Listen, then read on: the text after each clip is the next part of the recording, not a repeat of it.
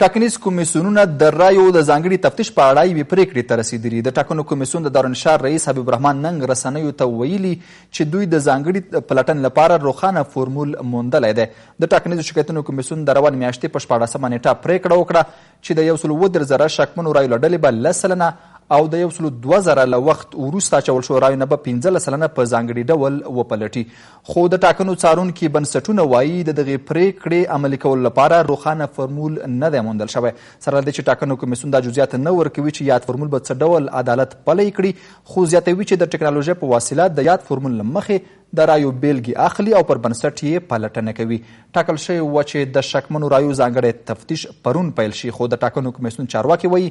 چې دا ځانګړې پلټنه له نن یعنې پنجشنبې ورځې پیلیږي. بحث دا دی چې ټاکنیز کمیسیونونه تر کومه بریده پر حقوقي معیارونو روان دي. د کابل نیوز درنو لیدونکو السلام علیکم، زه اسماعیل شاکر یم او تاسو د نن ځانګړی انتخاباتي بحث ګورئ. په نن کې د رایو د ځانګړي تفتیش په موضوع باندې غږیږو چې پر موضوع برا سره دوه قدرمن میلمانه بحث وکړي. د کابل پوهنتون د حقوقو او سیاسي علومو د پوهنځي استاد امان الله احمدزی او سیاسي شنونکی ثنا الله مخلص. بحث ته ښه راغلی ستړي مشاورت له تاسو څخه پیل کوم. تر اوسه پورې ټاکنیز کمیسیونونه یو داسې فورمول نه دی پیدا کړی، البته چې دوی د رایو ځانګړی تفتیش پرې وکړي. تاسو څه نظر لرئ چې یوه اونۍ کې تر اوسه پورې دې لپاره فورمول نه موندل کېږي او بیا به دغه تفتیش کېږي او بیا به دا نور وخت هم نیسي؟ حقوقي معیارونه په دې برخه کې فکر کوئ چې پلي شوي؟ بسم الله الرحمن الرحیم. په سر کې تاسو ته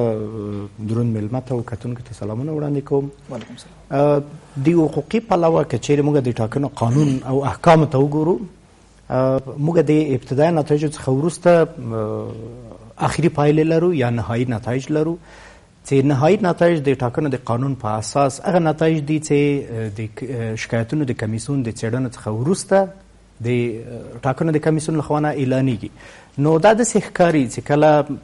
ابتدایي نتایج اعلانیږي، موضوع راجع کیږي د شکایتونو کمیسیون ته او هلته شکایتونه ثبت کیږي، هغوی چې کله رسیدګي کوي دا نو هغه آخري پایلې دي چې د ټاکنو کمیسیون هغه اعلانوي. مګر دا چې د ټاکنو کمیسیون هغه سره مخالفت ولري، چې هغه بیا ځانګړې پروسه لري چې تعدیل د 93مه ماده د ټاکنو قانون هغه وړاندیز کړی چې بیا دلته دوی سره موافقه کوي، کینی او که په موافقه نه رسیږي، په یو نتیجه نه رسیږي، بیا مختلط کمیسیون جوړیږي، بیا که په موافقه نه رسیږي بیا دا راجع کیږي ځانګړې محکمې ته، او هغه په هغه صورت کې ده چې کله د یو مرکز رای باطلیږي او یا د یو کاندید نوم د فهرست څخه حذف کیږي. نو داسې ښکاري چې په دې موارد کې چون موږ بطلان د یو مرکز د رای نه لرو د 93مه مادې د ایجاد په اساس، نو دلته د شکایتونو کمیسیون باید آخري پریکړې اعلان کړي او د ټاکنو کمیسیون صرف دته رسمیت ورکړي او اعلان کړي. متاسفانه د ټاکنو د شکایتونو مرکزی کمیسیون ډیر یو غیر معمول تصمیم نیولی، ځکه چې دوی اصلي مسؤلیت او صلاحیت د شکایتونو د ارزونې لري، او که چیرې تفتیش هم ترسره کیږي او دوی تخنیکي هغه کوم امکانات نه لري، دا باید مخکې د دوی د پریکړې څخه اعلان شي. تر اوسه پورې داسې ښکاري چې د شکایتونو کمیسیون د آخري پریکړه ده په دې هکله، او دا کومه بله مرحله نه لري. د شکایتونو کمیسیون دا پریکړه کړی او نتیجه څه هر څه کیږي دا د ټاکنو د کمیسیون لخوا نه اعلانیږي. تاسو داسې یو سناریو په نظر کې ونیسئ چې په دغه مجدد شمارش کې د کوم معیارونه چې د ټاکنو د شکایتونو د اوریدو کمیسیون ورته مشخص کړي دي، دا معیارونه که په نظر کې ونه نیول شي بیا نو چیرته تاسو ځئ؟ بیا شکایت لري که نه لري؟ بیا خو عدالت پلی نه شو، بیا د ټاکنو د قانون حکم ترسره نه شو، بیا شکایتو ته رسیدګي ونه شو. نو ځکه قانون په قصدن او په ډېر صریح ډول دا یې ښودلی چې د ټاکنو د شکایتو کمیسیون باید ټول هغه موارد چې په نظر کې لري، که چیرې هغه تخنیکي یا اهل خبره کوم بل موضوعي، دا باید ټول ترسره کړي، بیا د هغه نه وروسته خپل پرېکړه اعلان کړي. یوه نیوکه خو خپله په دې سمپلګري باندې هم ده چې شکایتو کمیسیون کومه سمپلګري کوي، وایي دا د افغانستان د قوانینو سره اړخ نه لګوي. په حتی ځینو ځایونو کې وایي د افغانستان قانون نقضوي قوانین، البته د اساسي قانون په نقض کې هم ځینې فیصلې داسې دي، دغه اووه موارد کوم فیصلې چې د شکایتو کمیسیون لخوا شوي دي، لکه تفاوت له 1 تر 15 رایو پورې، وایي دا د افغانستان د اساسي قانون خلاف دی چې نقضوي. دغه سمپلګري څه ډول وینئ؟ اصل د حقوقي لحاظه دا واقعیت لري چې هر رایه ارزښت لري. په یوه رایه موږ کولی شو چې یو ځانګړی کاندید ګټونکی په نظر کې ونیسو، یو ځانګړی کاندید دوم راوند ته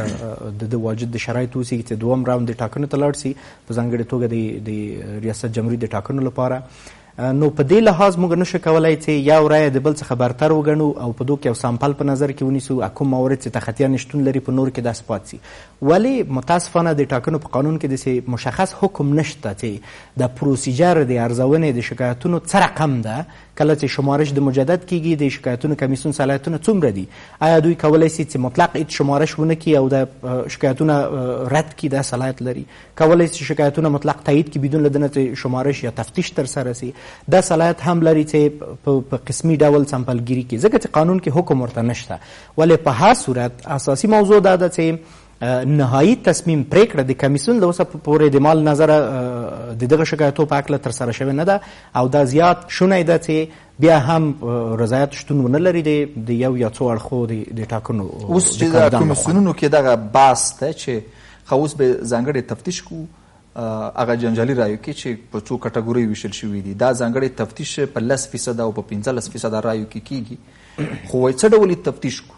تر اوسه دغه څه ډولوالی دا څرنګوالی نه دی موندل شوی. که څه هم کمیسیون وایي چې موږ فورمول ورته پیدا کړی خو دا چې دا فورمول څه ډول دی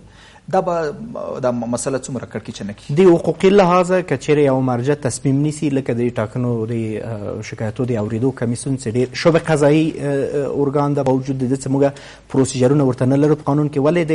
محاکمو لپاره لرو د یو شکایت عادلانه ارزونه دا ښیي چې په یو تصمیم کې ټول موارد باید مشخص وي واضح. که تاسو یو فورمول جوړوئ د تصمیم د اعلان څخه مخکې د تصمیم د نیونې څخه مخکې تاسو دا فورمول په نظر کې ونیسئ بیا اعلان کړئ. که چیرې تاسو تصمیم اعلانوئ بیا وروسته ورته فورمول ځانګړی کوئ دا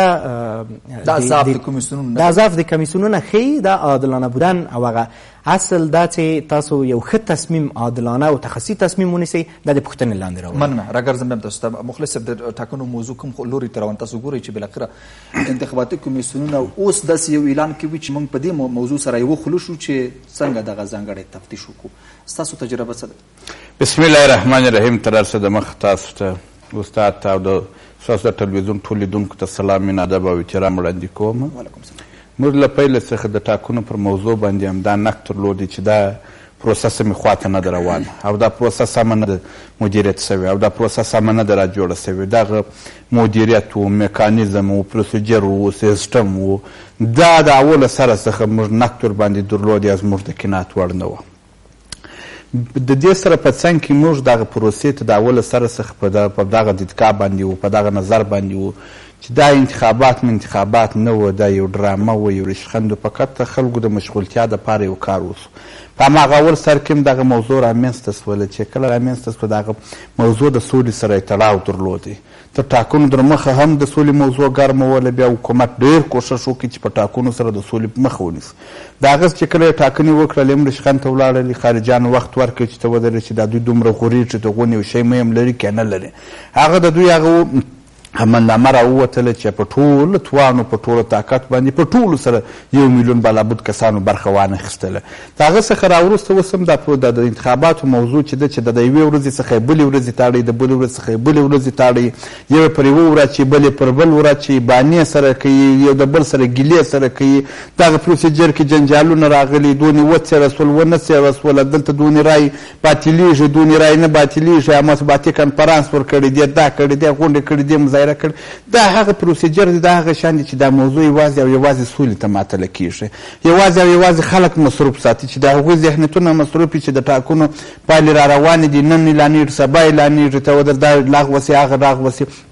دا پروسه په اتومات شکل سولې ته ځي. بیا به په دغه کې به امریکایان و خپل طالبان خبرې سره کوي که دوی د سولې نتیجې ته ورسره ورسېدل. اوس د علایمو څخه معلومېږي چې دوی ډېر سره نږدې سوي دي. بیا به همدغه ټاکنې بیرته راولاړېږي، هغه د سولې په موضوع کې بیا مدغمه ورته وایي به چې یا دا دوهم پړاو ته ولاړلې یا نتیجه ونه کړي، یا بیرته د سره څخه ټاکنې کو، طالبان هم دا ثانیې ته را داخلېږي، یا پر دې شی باندې به خاورې سره اچي. او که چیرې هغه شی نه و، بیا دغه ټاکنې چې دا اوس مهال دي د حقوقي لحاظه څخه هم دغه د قانوني لحاظه څخه دغه پروسیجر چې دا اوس څومره معلوم دي چې دا د دوی نن دریو جنجالونه دي، د دې څخه 90% اټکل دا کېږي چې د انتخابات دوهم پړاو ته په اتومات شکل باندې تللي دي. دوهم پړاو ته چې تللي دي نه اقلیم د ایجادوي چې په دغسې وضعیت و هوا کې بیا ټاکنې وسي، نه بودیجه ورته شته او نه دغه ټیمونه هم دغه رقم ته راجوړ دي. نو دا یو بل بحران و یو بل جنجال ته به بیا دا خبره یو مسله چې تاسو وایي دغه ټوله پروسه د سولې ته منتظره ده او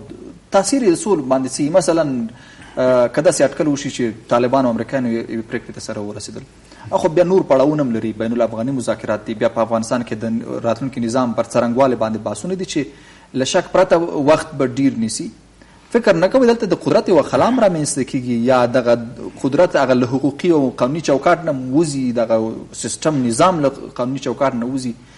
یعنی داسې فکر کوئ چې دا ټول به همدې ته منتظر وي چې بیا لاړ شي دغه مذاکرات سر ته ورسېږي بیا د راتلونکي نظام رامنځته شي بیا د هر څه اوس رقم روان وي ډېره له کله چې دغه انتخابات داسې جنجال ته ولاړل په افغانستان کې سرمایه ګزاري نه کوله تجارانو کار نه کوي خلکو نه کوي سیستمونه سره خراب له ټول افغانستان خلک 40-50 میلیونه په تشویش کې وه چې د ټاکنو پایلې اعلان شي د دې دپاره بیا بیرته حکومت او خارجیانو په ټولو باندې د دې دپاره بیرته یو سوچ فکر وکړي د اول پړاو هغه لومړني نتایج اعلان کړل چې لږ و ډېر په دې وطن کې خلک د ارامۍ یو احساس وکړي کله چې هماغه وکړله دوهم پړاو ټاکنې به بیا تر هغو پورې منتظرې کله چې همدغه حکومت به یې همدغه سلسله به روانې د علایمو ته په کتو سره هغه ورځې او دویم پړاو که چیرې دا ټاکنې دویم پړاو ته هم لاړې شي خو دوه ټیمونه به پکې ګډون کوي دلته خو له سره بیا څوک ځان هم نشي کاندیدولی یو نوی څوک نشي راتللی چې ځان کاندید کړي یا په دې نظام کې شریک شي نو دویم پړاو به هم د همدغو انتخاباتو دوام وي نه دا چې نوي انتخابات زه په دې متیقن یم چې دوهم پړاو به بیخي د دوی ترمنځ ترسره نیسي که د سولې خبرې اوس نتیجه سره ورکړي دویم پړاو ټاکنې نشو ویلی هغه به بیخي نوي انتخابات او بالکل دلته کله چې د سولې خبرو سره ونیوي سره جوړې کړله بیا به هماغه طالبان هم دا شرط ایږدي چې موږ راځو په ټاکنو کې برخه اخلو موږ ولس لرو موږ رای لرو موږ نفوذ لرو موږ راځو په سیاسي واک کې شریکېږو بیا به بیرته دا پروسیجر ورځي پر دې به خېټې سره کش کړو بل به د سره شروع کړو زه په ټوله کې په دې باندې عقیده یم د هغه ورځ چې دا ډاکټر صاحب عبدالله هم دا خبرې کولې چې تر هغو پورې به حکومت ملي وحدت دوام لري تر څو چې د ټاکنو ګټونکی بایلونکی معلومیږي یعنې دوی په دې ان باندې دي چې دا د اوتیو د دوه هفتو د میاشتو د 2 میاشتو کار نه دی چې دوی هغه د په کابینه کې جنجالونه جوړوي خپله کابینه غواړي چې هلته مقرر کړي وزیران مقرر کړي والیان مقرر کړي او د پروسیجر ته دوام ورکړي دا د دې ښکارندویي کوي په ټوله کې دا د افغانستان انتخابات نه وه قربان موسمه دا یو ډرامه وه یو معما وه فقط خلک یې مصروف ساتل فقط نړیوالو ته هغه چې دوی کومې پیسې هلته په 10 په 10 په 50 ډالره راوړي د خپلو ولسونو څخه چې دلته یې مصرفوي هغوی ته ذهنیت ورکوي چې موږ هلته یو دیموکراسي راوستلې ده ولسواکي د انتخابات دي داسې وطنونه مو جوړ کړي ګل ګلزار ده هغوی ته یو د وړو پزه ور جوړول دلته خلک مصروف ساتله د دې سره په څنګ کې دوی خپل د سولې خبرې روانې کړي دي د سولې پروسیجر روان دي چې هغو نتیجه ورکړله په هغه ورځ به وروره جانه چې دوی غواړي هغسې به ټاکنې پر هغه خوا باندې ځي که هغه مو نتیجه ورنه کړله بیا چې دوی غواړي ټاکنې به پر هغه خوا باندې ځي نه په افغانستان کې ګوره ما ته هغه ورځ یو نفر کیسه وکړله خپله د انتخاباتو په پروسیجر کې د کندهار په سپین بولدک ولسوالۍ کې هلته رایې اچولې وې د معلومات له مخې چې شاوخوا 80,000 رایې په سپین بولدک کې لوېدلې دي هغه ما ته ویل چې یوه ورځ د انتخاباتو در مخه موږ ولاړو صندوقان مو وروره په حالته په ځایو په قومندانیو په ځایو کې ډک کړله ټلیفونونه یې راڅخه ټول کړل ټول د شپې بایومټریک نه و ول موږ ته یې ویل چې موږ ټارګېټ 80,000 رایې دي چې دا پوره نه کړو بیا موږ څخه خوا به دی ول موږ په یو ترتیب راکړو ول نه بایومټریک و نه سیسټم و نه الې وې نه رایې هغه رایې ټولې سره حساب شوي دي ما ته په دې ټوله تکلف سره حکومت وکړ 1 میلیون رای د 1 میلیون به څه ارزښت راګرځم بیرته احمد صاحب که د حقوقي معیارونه خو په خپل ځای د مخلص په خبر باندې تاسو کومه تبصره ولرئ چې یو هغه پړاوونه دي چې په بهر کې د افغانستان د سولې پاړوند باندې روان دي له حالاتو هم داسې معلومیږي چې د یو ورځو د 2 ورځو خبرې نه دي او یو هغه څه دي چې په افغانستان کې د انتخاباتو لپاره روان دي بحثونه روان دي او یو موجوده نظام دی نو فکر کوئ چې د هر څه دي دا ټول سولې ته منتظر وي زه فکر کوم چې یو خو موږ تاسو تحلیل ده دا به هم د حقوقي لحاظ هم د سیاسي لحاظ زه فکر کوم چې دا زیات منطقي نه ښکاري چې موږ د ټاکنې موضوع د سولې لپاره ځنډ کړو او یا دا چې د سولې لپاره موږ د ټاکنو نتایج او یا کوم پروسه چې جریان لري ده ته بل اړخ ورکړو او یا بلې خواته یې متوقف کړو بیخي څنګه چې تر اوسه ویل څو ځکه چې د حقوقي لحاظه باید انتخابات ترسره شي د اوسني حکومت موده مخکې لا پوره ده او دا باید ډیر فشارونه پیدي ځکه چې افغانستان کوم کسان چې د افغانستان نړیوال شریکان ګڼل کیږي سټیک هولډرز دي لکه امریکا چې په راس کې دي د دوی یو لوی ارزښت په افغانستان کې دا چې حاکمیت د قانون ټینګي دا نو د حاکمیت د قانون لپاره یو لویه ضربه به وي که دوی داسې وکړي په څنګ کې د افغانستان سیاسي کسان چې په نظام کې دخیل دي او یا د نظام پلوي کوي او اساسي قانون ورته یو سره کرخه ښکاري او په اساسي قانون کې ارزښتونه ورته زیات ارزښت لري او دا غواړي چې په خپل مذاکراتو کې د طالبانو سره جدا مطرح کړي او د دې نه دفاع وکړي دو په خپله دو پسې بیا اوړي که چیرې دوی دغه ټاکنې ترسره نه کړي چې د افغانستان اساسي قانون ښیي نو دوی بیا نشي کولی د نورو ارزښتو څخه د ده څخه شاید لږ څه نور هم ټیټ وي د هغو څخه په هیڅ وجه دوی نشي کولی چې په خپلو مذاکراتو کې دفاع وکړي زه فکر کوم چې ټول اړخونه د افغانستان کوم کسان چې د نظام څخه پلوي کوي او یا په مذاکراتو کې غواړي چې د نظام او د اساسي قانون څخه پلوي وکړي دوی هېڅکله نه غواړي چې نتایج اعلان نشي ولې دلته ځینې منافع شتون لري یو څوک په د ټاکنو په پروسه کې ګډون کړی مصرف به یې کړی ځکه دی اوس هغه اصلي یا متوقعه نتیجې ته به نه رسېدلی یا به برنده سوی نه یا به نور توقعات به درلوده هغه ته نه دي رسېدلي نو ځکه دوی کیدای سي د ده مخنیوی وکړي ولې د دو خپلو خبرو سره او افکار سره شدیدا په ضدیت کې ده د سیاسي لحاظه په بیروني کچه یا په نړیواله کچه هم چې د افغانستان په اړه کوم بحثونه روان دي دا د افغانستان په انتخاباتو باندې تاثیرګذاره مخصوصا په د انتخاباتو په نتیجه باندې د تاثیرګذاره اوسي ذهنا تاثیر لري ځکه چې موږ افغانان یو په پروسه کې کوم کسان چې دخیل دي څنګه تر اوسه دا تحلیل وسو اکثر خلک داسې تحلیل کیدای سي وکړي او کوم کسان چې په پروسه کې دخیل دي که هغه کمیشنران دي یا کارکوونکي دي په ده شاید د دو په افکارو باندې تاثیر وکړي ولې د عملي لحاظه په هیڅ وجه که چیرې دا ټاکنې دا پروسه ودرول سي هر څوک چې دا کار وکړي هغه مرتکب د جرم ده او که د ټاکنو د کمیسیونونو لخوا نه دا نتایج اعلان نسي چې د دنده ده زه فکر کوم چې دوی بیا د تیرو کمیشنرانو په سرنوشت باندې دوچار کیږي په څنګ کې د عملي هم نه ده دا موضوع لکه چې تاسو ورته اشاره وکړله د سولې پروسه د یوې ورځې د یو کال د 2 کالو د 15 کالو خبر نه ده هغه هم د افغانستان پیچلی ټولنه کې ځکه چې موږ او تاسو شاهدان یو چې یو کال څخه زیات وخت ونیو چې تنه د امریکا سره یو ډیر مشخص بحث وسی چې هغه د امریکایانو خارجېدل د افغانستان څخه دي وتل دي د خارجیانو دا چې دومره وځنډېده په افغانستان کې دلته عقیدتي مسایل دي دلته مذهبي مسایل مطرح دي سیاسي مسایل مطرح دي دننه کوم کسان چې له اوسه پورې په نظام کې یا په نظام کې په یو ډول د نظام څخه یې پلوي کوي دوی خپل ځانګړي خبرې لري دوی په نظام باندې خبرې لري دوی د ژبې لحاظه ځینې خبرې لري که چیرې د اساسي قانون تعدیل په اجنډا کې دخیل سي که چیرې موقت حکومت مطرح سي که چیرې د نظامونو او بنسټونو د تغییر موضوع مطرح سي ډیر دا بحث به پیچلی سي د افغانستان نوی اساسي قانون په 1982 کال کې کله چې تصویب شو موږ او تاسو دا جنجالونه لیدل ولې په هغه وخت کې د کوم ضدیتونه چې شتون درلوده یو چترو د امریکا تاسو د زلمي خلیلزاد خبرې اورېدلې دي د دو خاطرات چې څنګه دو اساسي قانون وسو کولی چې تصویب کی او څنګه د مثبت رایه ور باندې واخلي څنګه مخالفتونه شتون درلوده هغه وخت کې دا جرأت نه و اوس خو هر څوک دا جرأت لري څوک نشي کولی چې خپل نظر په بل چا باندې پلي کړي او دلته ډېر مختلف نظریات شتون لري که د تخنیکي موضوعات ته راوګرځو د کمیسیونونو ترمنځ چې د فورمول موضوع ورکه وه چې دا څنګه تفتیش کړي اوس کمیسیونونو ته څه پکار دی چې دا مسله څه ډول مخ ته بوځي اوس خو ویژه تفتیش راغی او په هغه 300,000 رای باندې چې د ټولو ټاکنډلو ترمنځ ورباندې اختلاف و دغه رای غیر معتبرې بللې یوه ډله وایي چې دغه رای معتبرې دي انتخاباتو کمیسیون وایي چې معتبرې دي مونږ چې څو ورځې وړاندې د انتخاباتو کمیسیون سره په دې موضوع بحث کوو هغوی لپاره اوس هم 300,000 رای معتبرې رایې دي نو دغه فورمول بندي به څنګه یو مثبته خبره زه یې ګورم او زه ورته خوشبینه یم هغه دا ده چې د دواړو کمیسیونو په منځ کې یو همغږی شتون لري په ځانګړې توګه په همدغه موضوع کې دوی سره مخالفت نه کوي که چیرې مخالفت درلوده بیا ډېر د یو بحراني وضعیت یو مخالفت چې شته دی احمدزی صاحب هغه دا دی یوه تفاهمنامه د دواړو کمیسیونونو ترمنځ لاسلیک شوې ده په هغه تفاهمنامه کې یوه ماده داسې ده هغه رای چې یو ځل دواړو کمیسیونونو تفتیش کړي دي بیا ځلې تفتیش ته اړتیا نشته د انتخاباتو کمیسیون ټینګار په دې ده چې که چیرې په دې ځانګړي تفتیش کې هم دغه 309 محلونه یا 1,103 محلونه یا 298 محلونه چې ځي ځانګړي تفتیش ته که همغه محلونه وي چې یو ځل تفتیش شوي دي خو بیا یې تفتیش ته اړتیا نشته یعنی یو ډول دوه ګوني نظریات دواړو کمیسیونونو ترمنځ هدف د ماده د دو د خبري کنفرانسو څخه د دو د مرکو څخه داسې ښکاري کوم معلومات چې خلکو سره شریک کیږي چې د دواړو کمیسیونو په منځ کې ډیر جدي اختلاف نشته، ځکه دوی وایي چې موږ د دواړو خواو د موافقې په اساس یو فورمول بندي ته رسېدلو. نو دا داسې ښیي چې د دوی په منځ کې مخالفت نشته او په دغه شرط تر یو حده پورې موږ کولی چې حقوقي بڼه ورکړو او خپل ځان ارضا کړو، په ده باندې او زیات خوشبین واوسېږو چې دغه عدالت پلی سو او ټولو شکایتو ته رسیدګي وشو او د هغه مشخصې مرجع چې هغه د